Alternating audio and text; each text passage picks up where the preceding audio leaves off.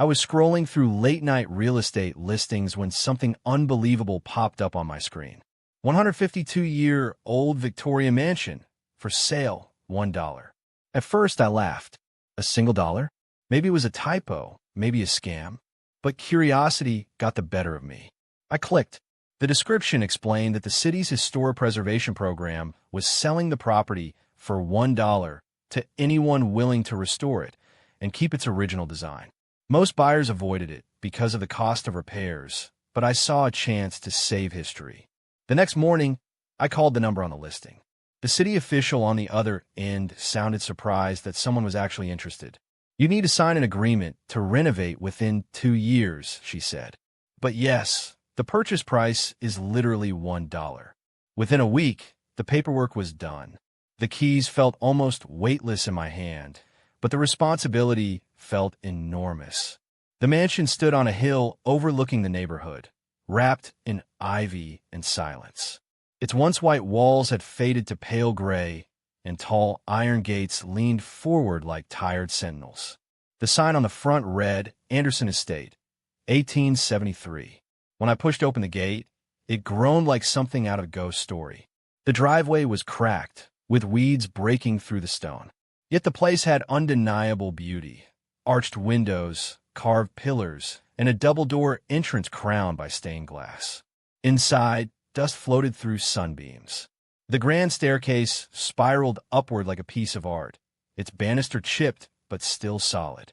Old chandeliers hung from ceilings painted with fading floral designs. I walked through echoing halls filled with whispers of time. Portraits with stern faces, a piano covered in cobwebs, even a cracked mirror that seemed to watch me move. I felt like an explorer in a forgotten castle. That feeling didn't last long. By the second day, I started meeting the neighbors. Most were friendly, curious about what I planned to do with the haunted house on the hill. But one woman wasn't smiling.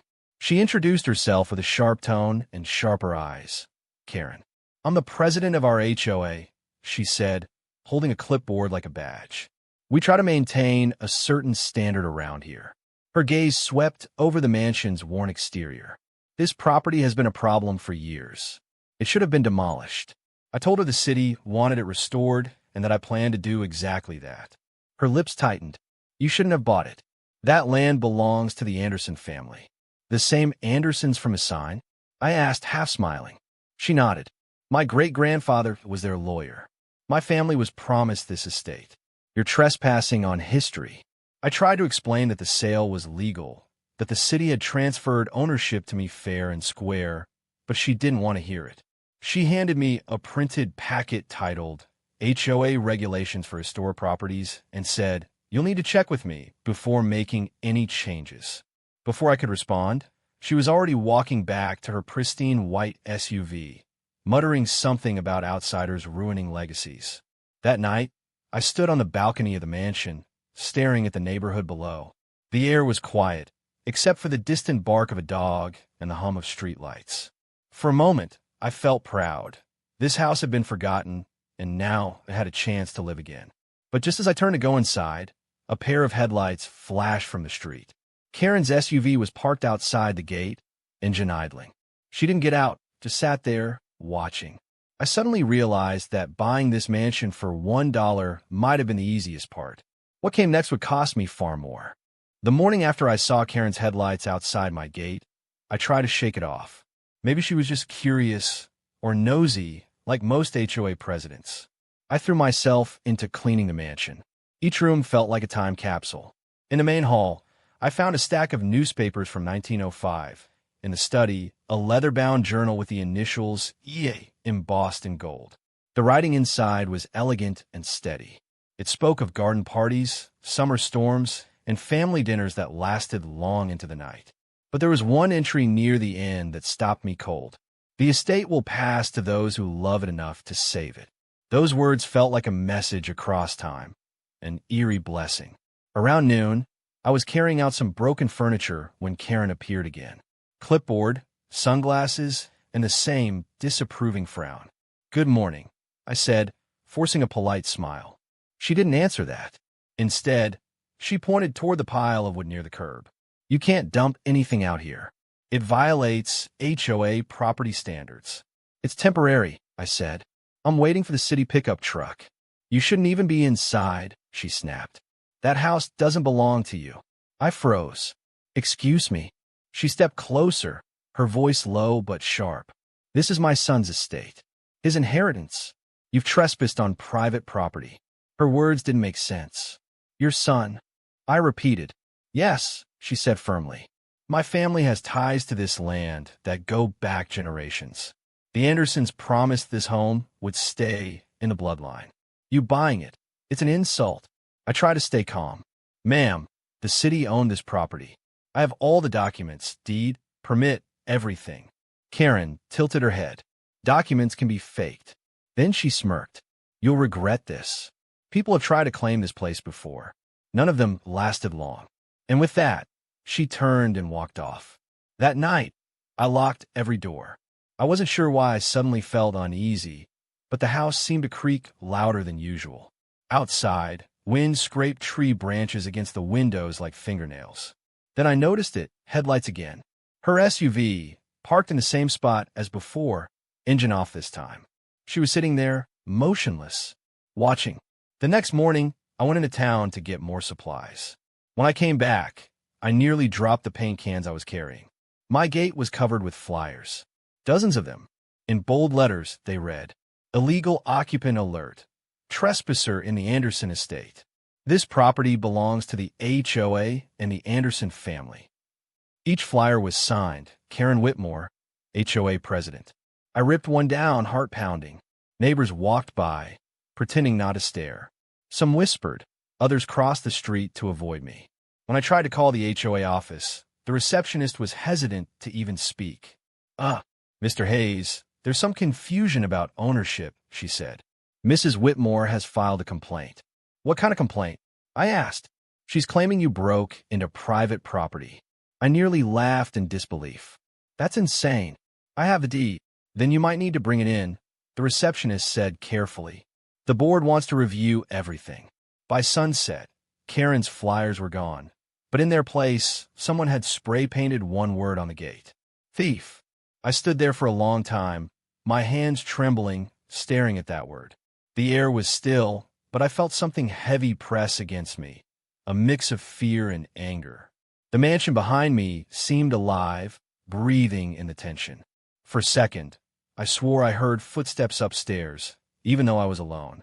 Karen's threat echoed in my mind. None of them lasted long.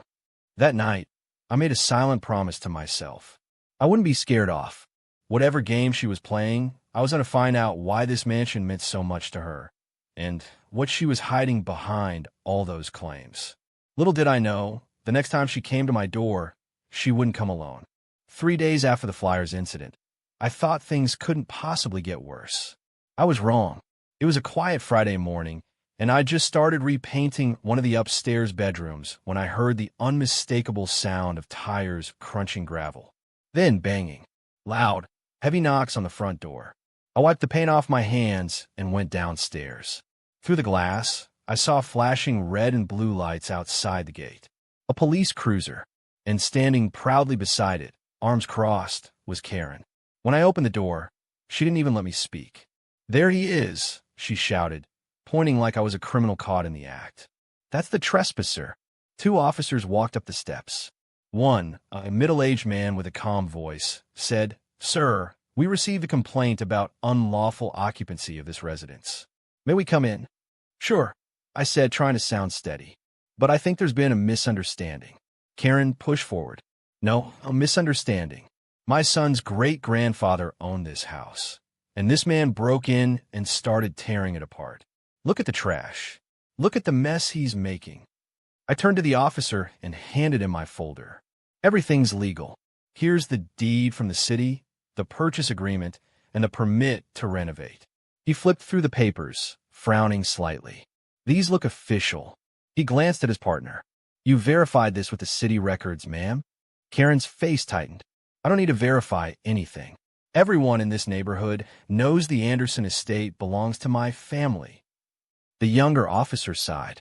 Ma'am, property ownership isn't decided by word of mouth. Do you have proof? Karen blinked rapidly, searching for words. Proof? You. How dare you question me? My family built this neighborhood. This house is part of our history. The officers looked at each other. The older one handed my documents back and said gently, "Sir, it appears you're the legal owner. Sorry for the trouble." Karen's face turned red. "No, you can't just. He forged it. He's lying. You're all lying." "Ma'am," the officer said firmly, "if you continue to make false reports or disturb the homeowner again, we'll have to issue a harassment warning." The silence that followed was heavy. Neighbors had gathered on their lawns, watching. I could hear whispers. "That's her again. Karen's finally lost it. She brought the cops for that?" Karen seemed to realize people were staring. Her voice cracked. "This is my son's estate. You'll see. I'll sue all of you." Then she turned, stormed down the steps, and slammed her car door so hard the sound echoed down the street. The officers apologized once more and left. For the first time in days, I felt a wave of relief, brief but real. The truth was finally on my side, and the law had confirmed it. But I also knew this wasn't over. People like Karen didn't just walk away quietly. That night, I sat in the study with the old journal I'd found earlier, flipping through its yellowed pages by lamplight. Somewhere between the lines about family dinners and parties, I noticed a new name mentioned repeatedly: Margaret Whitmore. Whitmore, Karen's last name. The entries described her as a distant cousin who had once lived nearby and who'd tried, unsuccessfully, to claim ownership of the estate after the last Anderson heir passed away in 1927. The journal even mentioned a failed lawsuit and a bitter feud that split the family apart. It suddenly clicked.